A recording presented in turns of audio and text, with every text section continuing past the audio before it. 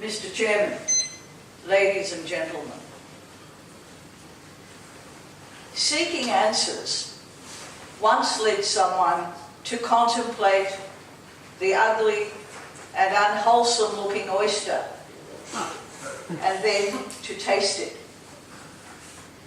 Seeking answers gave our forebears the courage to set off across the ocean and the daring to cut open a cadaver to find out how the human body was made. Tonight, I want to explore why humans tonight I want to explore why seeking answers is a human obsession. It is about the desire to know, understand, and have mastery. If you go seeking answers like Marie Curie, Alexander Fleming, or Jonas Salk, you can change the world. But I also want to show you that seeking answers to even the most trivial questions, the mere acquisition of knowledge, can be wonderfully rewarding. Much of human history has, of course, been shaped by seeking answers. But we can change our own lives by seeking answers to our own seemingly insignificant questions. Seeking answers for Shakespeare, the lover poet, was the iambic pentameter waterfall of words, "Shall I compare thee to a summer's day?" Galileo faced the threat of torture as he sought the answer to the great question, did the earth indeed revolve around the sun?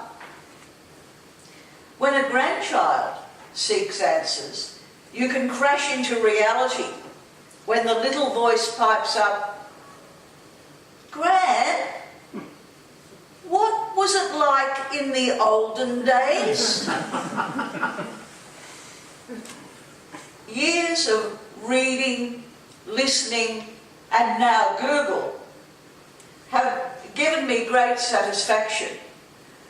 But they've also taught me that seeking answers is a bit like trying to empty the ocean with a teaspoon. The events I'm about to describe taught me the value of my random and eclectic seeking and knowing. They also showed me the fun and adventure of having a 15-year-old grandson who regards my infallibility as close to that of the Pope. It all began like this. My grandson and I watched the TV quiz program we called Eddie's Idiots every afternoon. Grandson Asher observed that I would toss off many correct answers, and to his great amusement, he also observed that I would heap abuse, derision, and ridicule on any hapless contestant who gave a wrong answer. "You idiot! How can you not know who delivered the Gettysburg Address? You have to know that. How can you live into your 40s and not know that the great soprano Joan Sutherland was known as La Stupenda?" One evening, Asher announced that he was going to enter me as a contestant on the program, which is better known as Millionaire Hot Seat. I was half pleased, but also reluctant to make myself one of Eddie's idiots. What if I couldn't name the primary colours? And as for who was the fifth Beatle? Anyway, things moved quickly, and I comfortably completed the online quiz. And a few days later, I received an invitation to audition, along with hundreds of other people. As part of the audition, I was told to prepare a 30-second face-to-face recounting of an anecdote or some other piece that would make me stand out. I took the stand out part on board and prepared my surprise. All of the others did very similar presentations. We had stories of drunken wedding nights and torn pants caught escaping over the back fence and cockroaches in the shower during a Bali holiday. What did I do? I asked if it would be okay if I recited the prologue to the original TV Superman. You know it, I'm sure. Faster than a speeding bullet, more powerful than a locomotive, able to leap tall buildings at a single bound. This was, of course, a bit of a gamble on my part. Either I'd be consigned to the lovable eccentrics basket, or I would get a place on the show. Showing great acuity of judgment, the show's producers decided that I wasn't so much a lovable eccentric, rather I was a strong claimant to the title of Eddie's greatest idiot. That's how I won a place on the show. A few weeks later, Asher, my official supporter, and I made our way to the Channel 9 studios at Docklands.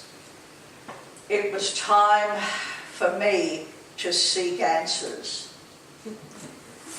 I was in seat 3 and joined the group of 6. Asher had been mic'd up. He was also lit up like Rio at Mardi Gras. He wriggled in his assigned seat. We were away. Cue, Eddie, and rehearsed applause. When it's your turn to approach the chair of death or glory, you are completely alone. I got through the first question. I knew that the battery icon on an iPhone screen was in the top right-hand corner. And Asher was mightily relieved. Then I passed and had to then wait my turn until the others fell away. I finally returned for my attempted $50,000. I had 3 questions to answer. I knew about the new rail tunnel from Switzerland to Italy, and I knew that Edith Cowan was the first woman member of an Australian parliament. Then things took a bit of a dramatic turn. I had one more question to answer. It was now that seeking answers seemed the most futile and risky human activity. Eddie turned to Asher and said, "Gran's doing all right, isn't she?" Asher nodded. "She's so funny. She's always yelling at the TV and calling everyone idiots and everything." Eddie turned to me with a questioning look. "So what happens? Tell us about it." Somewhat sheepishly and mightily embarrassed, I explained that in our house we refer to the show as Eddie's Idiots. Fortunately, Eddie thought it was a great joke. But having consigned anyone who got a wrong answer to the realm of the idiots, I had to answer the next question correctly in order to cancel my ticket to ride on the idiot train. Talk about crazy brave. I said to Eddie, "I need this question to be really easy." To which Eddie replied somewhat smugly, "They're all easy if you know the answer." Then it came. What % percentage of the world's population is Australia's population? My choices were 0.3, 0.5, 1 and 5. As Asher announced he was about to have a heart attack, here I was about to seek the most expensive answer I had ever had to give.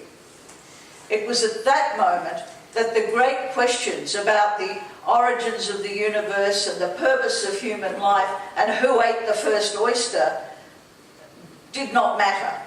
There was no point in seeking answers from the great philosophers, scholars and moralists. Socrates, Marcus Aurelius or Plato were of no use. If I was going to win the $50,000, I had only my own resources to call upon. And somehow it happened. I pulled the 0.3 out of somewhere, and the next thing I knew, I was in the tight embrace of Asher's navy blue pullover, as we both realised that sometimes, when you are seeking answers, amazing things happen.